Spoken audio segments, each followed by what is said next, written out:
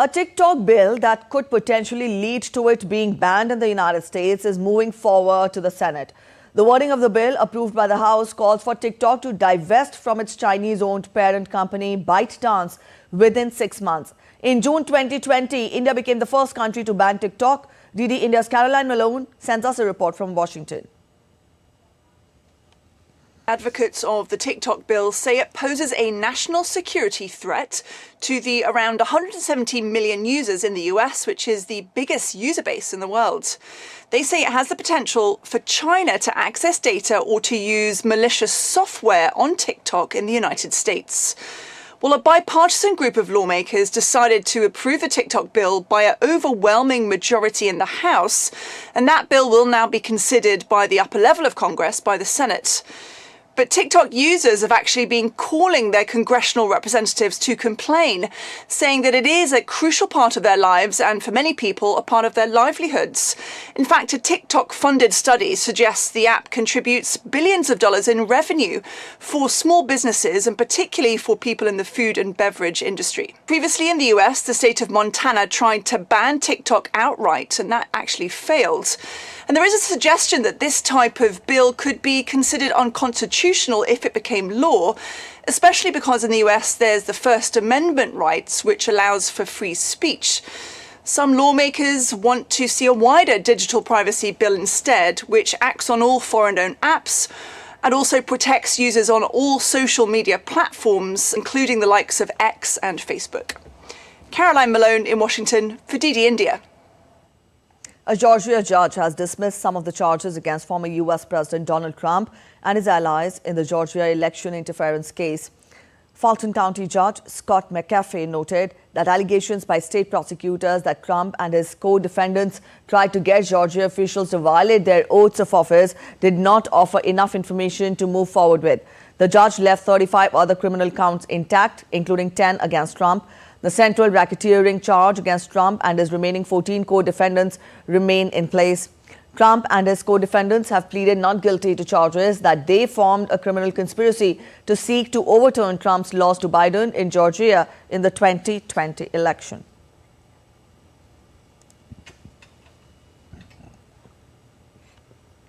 Haiti's capital was calm on Wednesday, 2 days after Haitian Prime Minister Ariel Henry resigned.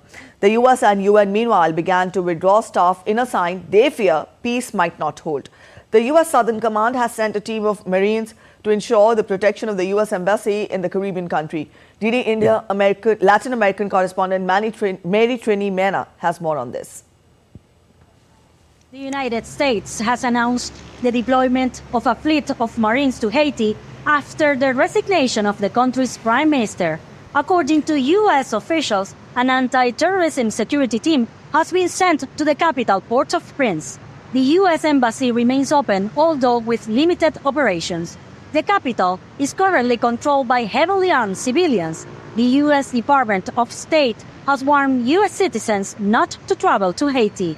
On Monday, Haiti's Prime Minister Ariel Henry agreed to step down from his duties while a transitional council is going to be implemented. The council will exercise presidential power, and its mission is to appoint a new prime minister and a new electoral council. The goal is to hold elections later in 2024 to improve the political and social crisis in the Caribbean nation.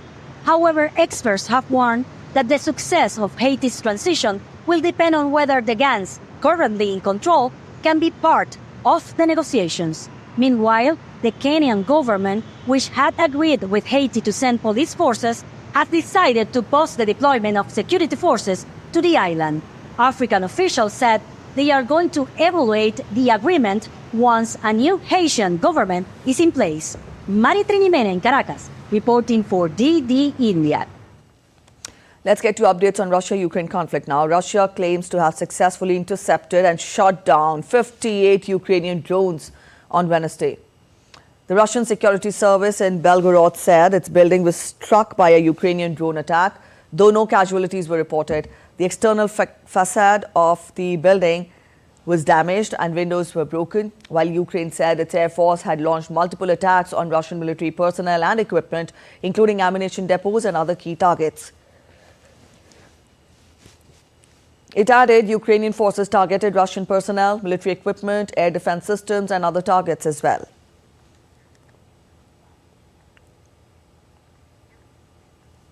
Meanwhile, Russia warned the war in Ukraine could spin out of control due to the ill-considered actions of one or two NATO countries on Wednesday.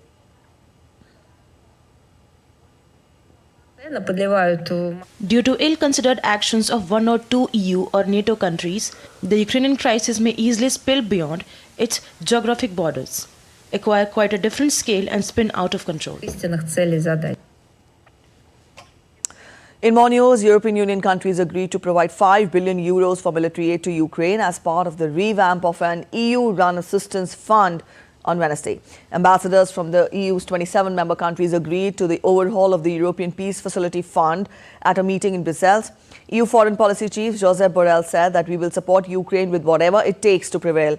Meanwhile, Ukrainian Foreign Minister Dmytro Kuleba said this is yet another powerful and timely demonstration of European unity and determination in achieving our common victory. Gunmen who kidnapped 286 students and staff from a school in northern Nigeria last week have demanded a total of 1 billion naira, that is $620,000 for their release, a spokesman for the families of the hostages and a local councillor said. Northeast Nigeria was rocked by terror on 7th of March as gunmen abducted dozens of pupils in the northern part of the country. Jubril Amino, a community leader who acts as a spokesman for the families of the hostages, said he had received a call on his phone from the kidnappers on Tuesday. Idris Ibrahim, an elected official from Kuriga Ward Municipal Council, confirmed the ransom demand and the amount. He added that the security forces were taking adequate measures to secure the release of these students. The country's information minister, Mohammed Idris, told reporters on Wednesday that Tinubu's position on the kidnappings in Kuriga was that security forces should secure the hostages' release without any payment to the kidnappers.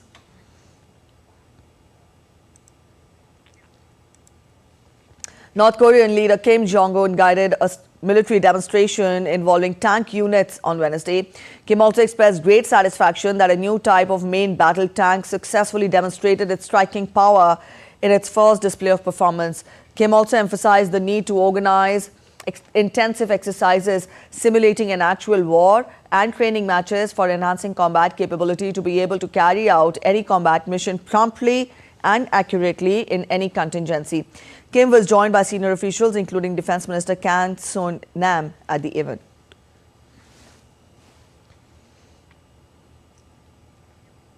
Voters in Senegal will cast their ballots on March 24th after weeks of turmoil due to President Macky Sall's attempt to postpone the presidential election.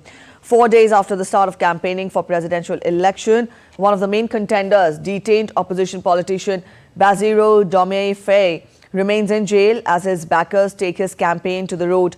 Opposition leader Ousmane Sonko is also in detention. He was disqualified from the race over a defamation conviction that is not related to his imprisonment last July. Both Faye and Sonko were expected to be released after Parliament passed an amnesty bill on March 7th aimed at easing tensions, but it remains unclear if they'll be released before Election Day.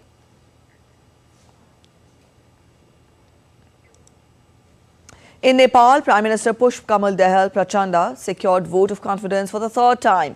Prime Minister Dahal won 157 votes in favour, while 110 lawmakers stood against the vote of confidence. One of the lawmakers in the Nepali Federal Parliament abstained. A total of 268 votes were cast in Wednesday's vote of confidence tabled by Prime Minister Pushp Kamal Dahal. There are 275 members in the House of Representatives of Nepal. The Prime Minister needed 138 votes to trust him.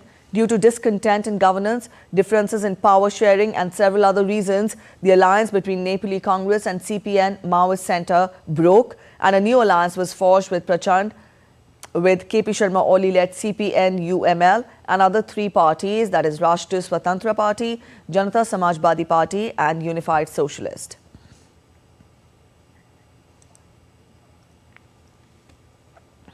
A Bangladeshi flag cargo vessel MV Abdullah carrying coal and manned by 23 crew members has been hijacked by Somalian pirates in the Indian Ocean near Somalia coast. The ship was heading for Dubai from Mozambique's Maputo port when the pirates attacked. This is the second instance of a Bangladeshi flagged ship hijacked by Somali pirates. MV Abdullah is owned by SR Shipping Lines, a sister company of Chattogram-based Kabir Steel and Re-Rolling Mill. Bangladesh Shipping Department officials said that they have already contacted various international organizations and embassies through the Ministry of Foreign Affairs to aid in rescuing the ship and the sailors on board.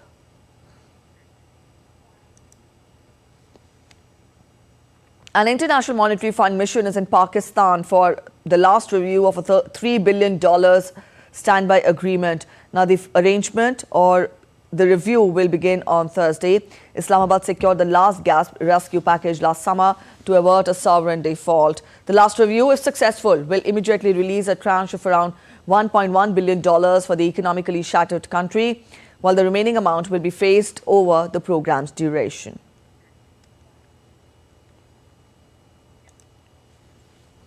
Lawmakers in the European Parliament voted in favour of the Artificial Intelligence Act 5 years after regulations were first proposed, in fact. The rules will cover high-impact, general-purpose AI models and high-risk AI systems, which will have to comply with specific transparency obligations and EU copyright laws. It restricts the government's use of real-time biometric surveillance in public spaces to cases of certain crimes, prevention of genuine threats such as terrorist attacks, and search for people suspected of the most serious crimes. A total of 523 EU lawmakers voted in favour of the deal, while 46 were against and 49 abstained. EU countries are set to give their formal nod to the deal in May, with the legislation expected to enter into force early next year and apply in 2026, although some of the provisions will kick in earlier.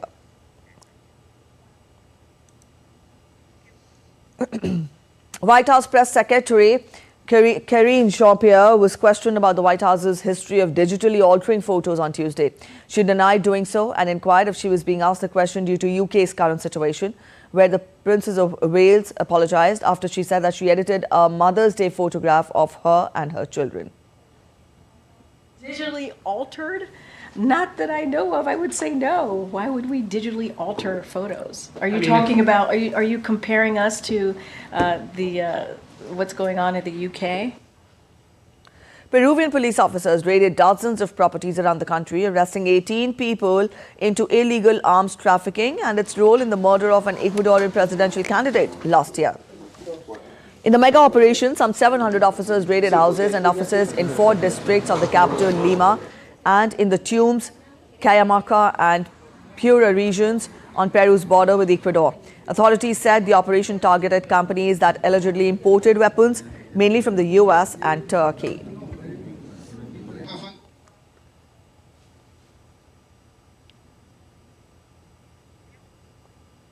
In Bolivia's capital, La Paz, heavy rains continued unabatedly, damaging nearby houses.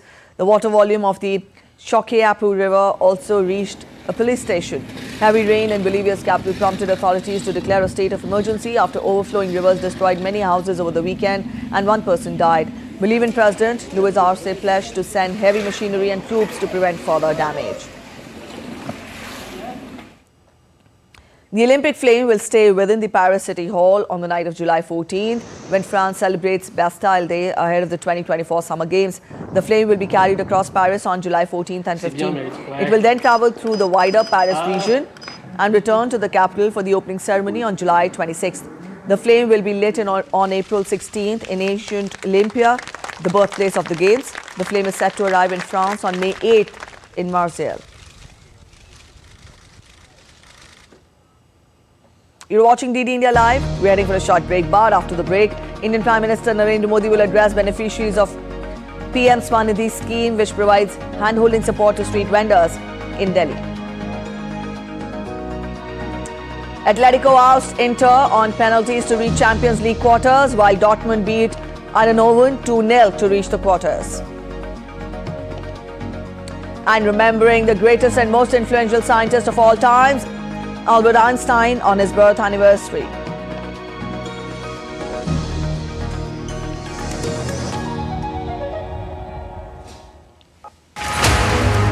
Why have the big 5 powers of the United Nations Security Council seen no change in 8 decades? Get up from the Who is stalling reform of the world body, and for how long can we wait? truly alone in the universe? Or are there aliens who keep playing hide and seek with us? Watch Connecting the Dots to get the full picture every Friday at 8 p.m. IST on DD India.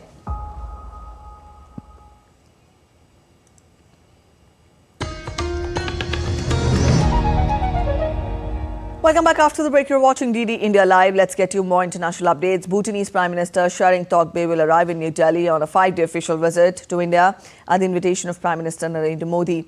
This will be his first overseas visit after assuming office in January 2024. During the visit, the Prime Minister of Bhutan will call on India's President Draupadi Murmu and will also hold bilateral talks with Prime Minister of India. India's External Affairs Minister and other Indian dignitaries will also call on the Prime Minister of Bhutan. The visit of Bhutanese Prime Minister will provide an opportunity to the two sides to review the partnership progress.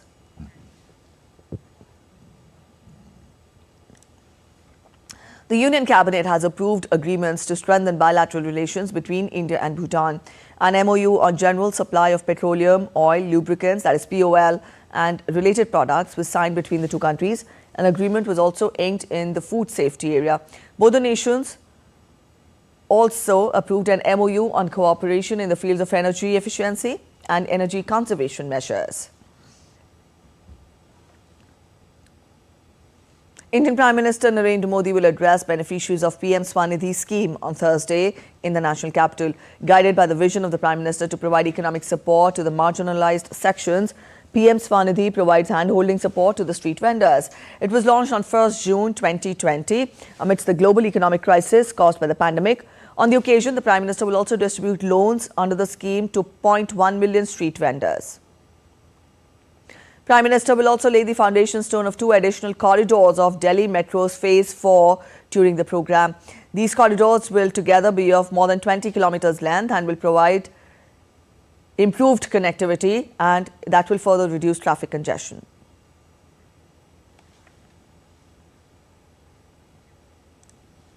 Women have long made an outsized contribution to peace, development and human rights, and India takes the lead. In his permanent representative to the UN, Ruchira Kamboj highlighted India's efforts to put women in key positions in peacekeeping endeavors at the United Nations, where the session on financing for gender equality took place. Currently, there are 108 Indian women peacekeepers deployed in UN peacekeeping missions worldwide. This includes military observers and staff officers, contingent officers and soldiers, as well as 3 Indian all-women female engagement teams deployed in peacekeeping missions in Sudan, the DR Congo and the Golan Heights.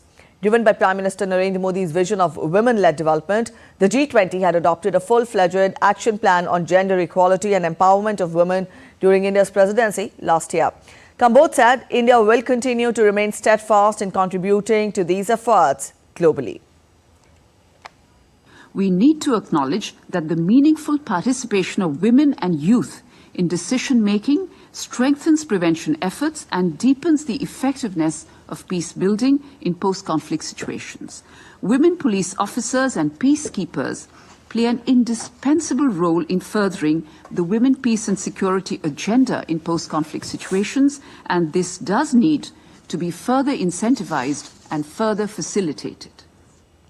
Stressing on the role of UN Security Council in playing efforts towards resolution of conflicts and for sustaining peace, India reiterated the need for reforms on urgent basis. Ruchira Kamboj said United Nations needs to evolve to avoid obsolescence and also irrelevance. She also slammed the United Nations for being frozen in time. The Security Council as the institutional architecture primarily responsible for maintenance of international peace and security. One of the most important requirements is therefore to strengthen the capacity of this Council to address the issues in front of it, by making it representative of contemporary realities and by undertaking reform to make it more effective. For its part, for our part, India has indeed walked the talk, ensuring that the African Union became a full-fledged member of the G20 during our presidency last year. The United Nations Security Council simply needs to follow suit. Kamboj said the objective of peace building should be to break silos and to promote post-conflict peace building and recovery. India has consistently contributed positivity and substantially to peace building efforts, underpinned by efforts to give voice to the countries in the global south. The peaceful settlement of disputes is key for the maintenance of international peace and security and the promotion of the rule of law. Dialogue and diplomacy should be the preferred path to resolve differences in an atmosphere free from fear and coercion. India is making a strategic push towards self-reliance in semiconductors by leveraging its design expertise and hopes of strengthening the global supply chain. Soon, domestic chip production won't be a distant dream. GD India's Jessica Taneja tells us more. With the inauguration of domestic semiconductor projects, India has strengthened its manufacturing value chain. This domestic microchip production will not only leverage the nation's robust software base and design expertise, but also significantly bolster the global supply chain. India has close to 50,000 plus engineers designing practically every complex chip in the world. This will become India's first commercial semiconductor fab or chip making factory. Chip manufacturing सिर्फ एक industry मात्र नहीं है, ये विकास का वो द्वार खोलती है जो असीम संभावनाओं से भरा हुआ है। इस सेक्टर से न सिर्फ भारत में रोजगार के नए अवसर बनने वाले हैं, बल्कि टेक्नोलॉजिकल एडवांसमेंट्स के क्षेत्र में भी बड़ी प्रगति होने वाली है। In order to reduce dependence on imports, significant infrastructure investments are being pumped in to build a complete domestic value chain for semiconductors. Factor this. In December 2021, the government announced a $10 billion package to incentivize manufacturing semiconductors in India. Last year in June, American semiconductor toolmaker Applied Materials invested $400 million to build engineering center in Bengaluru. US chipmaker Micron received 50% fiscal support from government to build a semiconductor facility. And now investments of more than $11.5 billion for semiconductor design, manufacturing and technology development are being poured in. With demand for semiconductors in India expected to reach $100 billion by next year, it's become a strategic industry of national importance.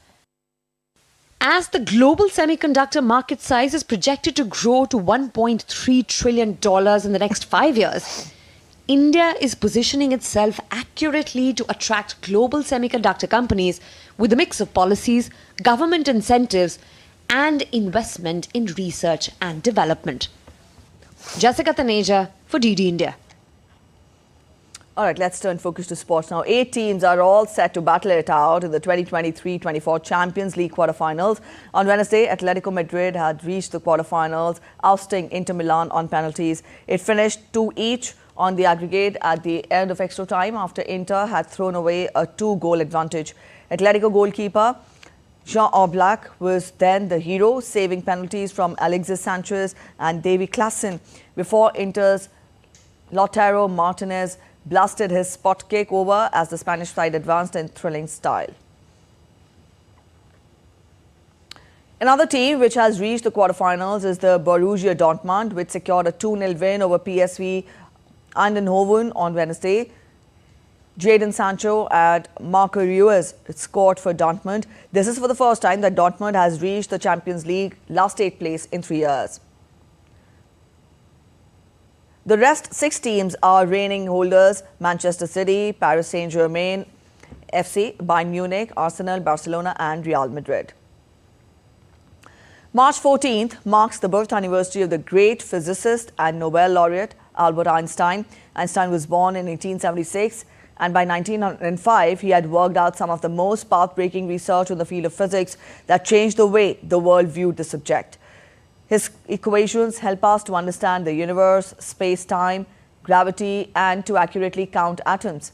They literally illuminate our lives and are applied to fields across science. That's it in this edition of DD India Live, but let us know your thoughts on the news of the day. You can connect with us on Facebook, X, and also Instagram. We'll be back with more news as it breaks here on DD India. I'm Preeti Kaur signing off, and from all of us here in Delhi, thanks for watching DD India Live.